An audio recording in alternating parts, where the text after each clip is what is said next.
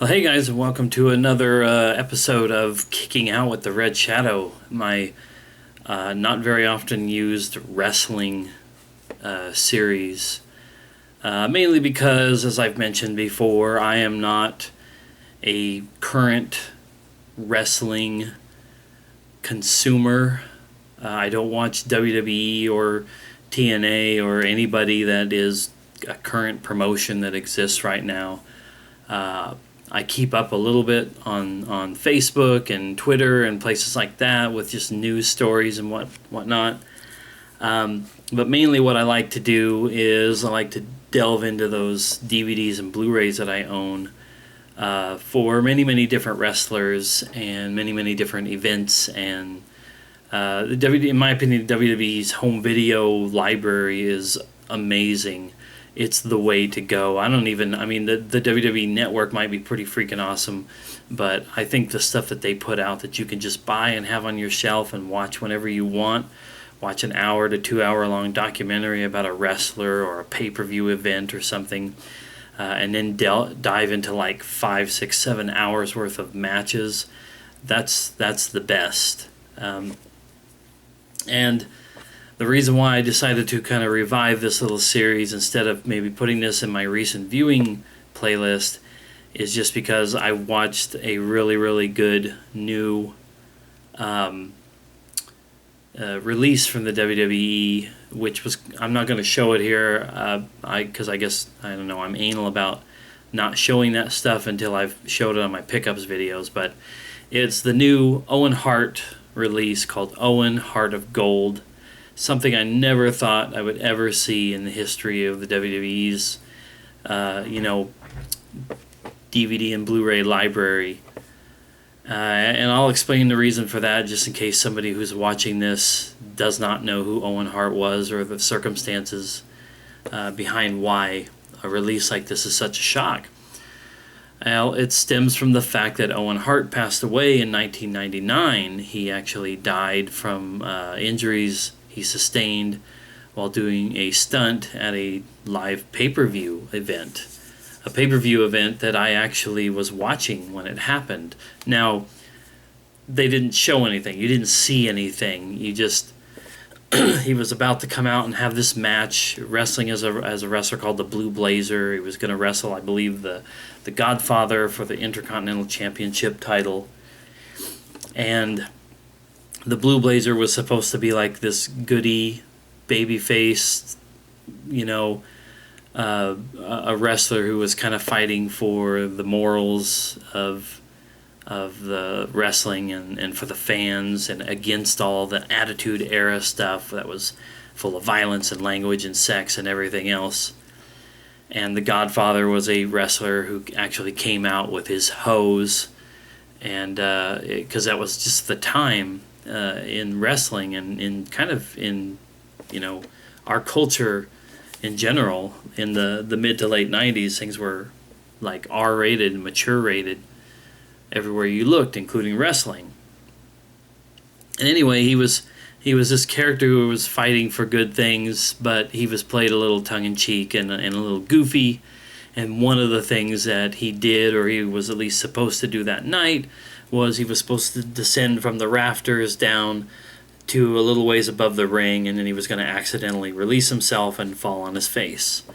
Unfortunately, it's never been like truly explained as to maybe what happened. We may never know, but it's believed that because the harness that he was wearing was supposed to release him so easily that he may have inadvertently released himself on the way down, or it may have just come apart.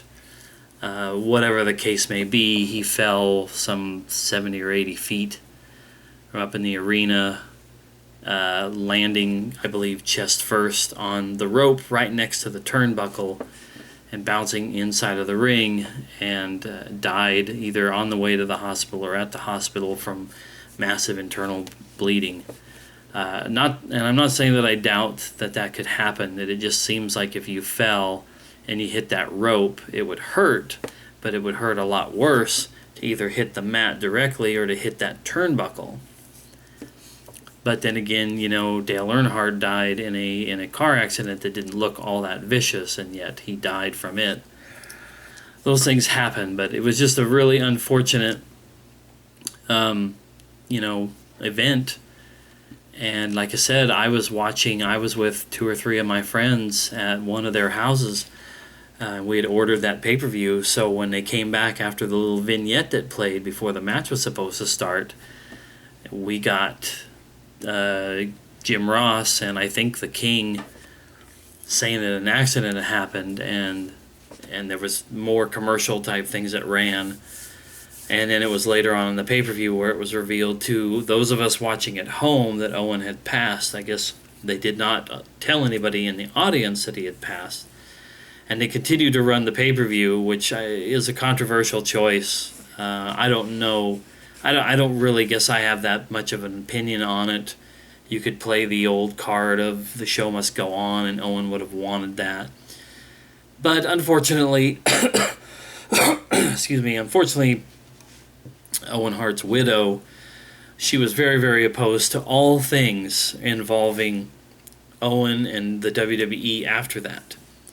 She was very, and I'm not trying to judge her or anything, but she was just very, very upset about everything that happened, and that's why I believe to this day why we still don't have Owen Hart in the Hall of Fame. And it's the reason why we've never seen any kind of a release like this for Owen Hart, because of lawsuits, because of personal wishes from Owen's widow, who still, and I guess even just in the fact that this has been out for a week now, she just does not acknowledge it. She's not going to, I guess, acknowledge that it even exists, which is just sad. I understand where she's coming from, but this happened 16, almost 17 years ago.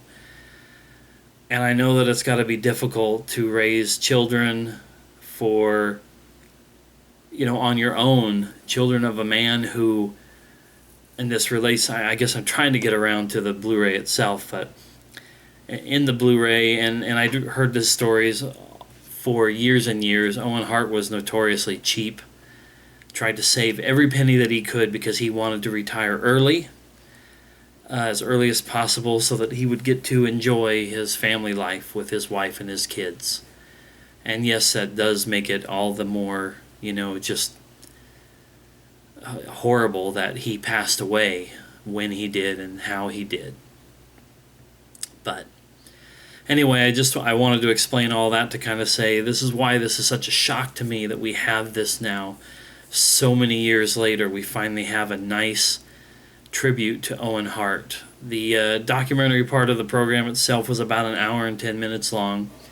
And then there were some additional stories from wrestlers and family members that was about another half hour. So to me, it was about an hour and 40 minutes getting to know about Owen, getting to see some old classic interview footage of him, but also a lot of new interview footage of people who wrestled with him, from Vince McMahon and Triple H to Bret Hart and several of Owen and Bret's siblings.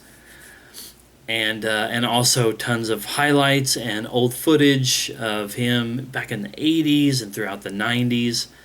It was just awesome. It was the only part of it that I watched. Usually on these releases, I sit down and watch that documentary part, and then it may be a long time before I watch any matches. But the documentary part just did it. It was awesome in my opinion. It was really, really good and really informative. I'd read a review that from somebody who said that they didn't really feel like it really let us get to know Owen, but I think it did. The consummate ribber, the jokester in the back room, and as I said before, the guy who notoriously was cheap because he wanted to, just save every penny that he could for his inevitable retirement. He literally would get rides from fans, sometimes stay at fans' homes instead of paying for hotels. His carry-on was just a small little bag that had t-shirts, underwear, and I guess stuff like, for brushing his teeth and whatever.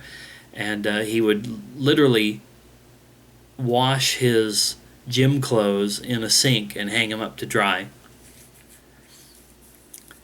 And he was a guy who, in the ring, you could tell that he loved what he was doing.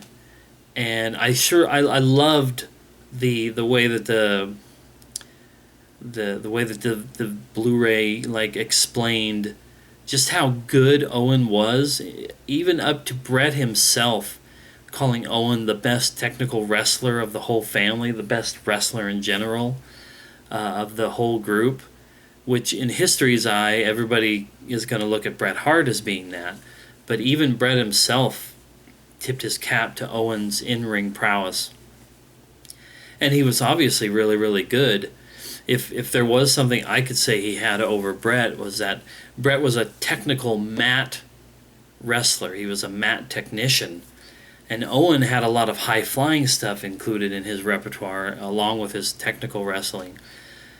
And, in my opinion, for sure, Owen was definitely the most charismatic one of the group, the one who had the best mic skills, the best personality. He was the one who had the all-around package, in my opinion, and he was getting pushed in those directions in the 90s. I can't say that it's what caused it to happen, but I almost wonder if Bret Hart's leaving the WWE and going to WCW and the Montreal screw job and all that stuff that went down with Bret, I almost wonder if that didn't affect Owen's push and his track through the company, because they had positioned him in a lot of ways with and then against his brother, and he had a title match against him. A lot of his best matches actually came with his brother being involved and with the Hart Foundation. And with Bret being gone and a couple of the other Hart Foundation members like the British Bulldog and Jim the Anvil Neidhart also leaving around that time, I kind of feel like that caused Owen's path to stagnate a little bit. Which is a shame, because he could have been someone who might have been a champ, like a world heavyweight champion with the WWE at some point.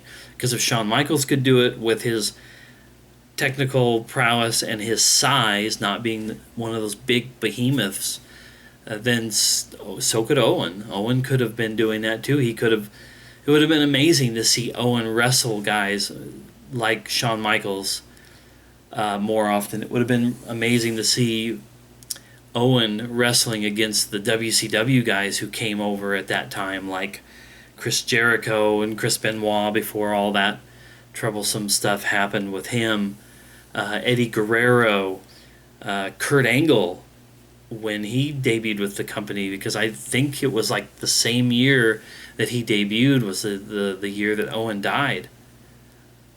So it would have been amazing to see Owen I think if Owen would have went till about 2005, 2006-ish, and then he had been able to retire at that point, that probably would have been optimal for him, and we could have seen some just amazing matches. It's just a real shame that he's gone. He was a guy that I really liked back then. I really respected him, and I wasn't quite as smart about the behind-the-scenes stuff. So when Bret left and all that, I really didn't know. I had absolutely no idea if Owen had stuck with the company but wanted to leave. Was he bitter against Vince McMahon for what happened with his brother? The Blu-ray kind of says that while he wasn't necessarily happy about what had happened, he was a company man and he was happy being there, and he wanted to finish out his time there. From best that I could tell from the Blu-ray. So it was kind of cool to have that little mystery answered. But like I said, it's just a real shame that he's no longer with us. But this is a really proper, in my opinion, a really proper tribute to Owen.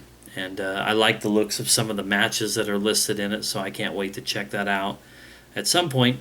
So if you're a wrestling fan, if you're an Owen Hart fan, this is a must-have. It definitely should be in your library. If you're a WWE fan, it should be there. So anyway, that's my thoughts on Owen, Heart of Gold. Definitely worth a look. Definitely worth a pickup.